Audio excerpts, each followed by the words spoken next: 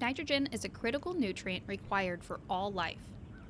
Nitrogen occurs in different forms in the environment, including ammonia, nitrate, and nitrite. Nitrate is the most stable form of nitrogen and is a form measured with standard issued equipment.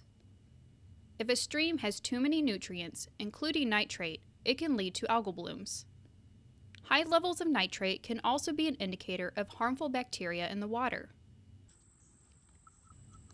Nitrate is measured using a Lamont nitrate nitrogen tablet kit. This tablet kit uses 2 reagent tablets labeled nitrate number 1 and nitrate number 2.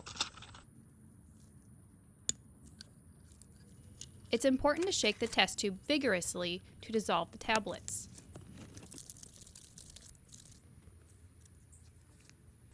Nitrate number 2 is sensitive to sunlight. The test tube must be placed in a foil sleeve before adding nitrate number 2, and it must remain in the sleeve until the test is completed. If the test tube is exposed to sunlight before the chemical reaction is complete, the solution will turn yellow. The timing of the nitrate test kit is critical.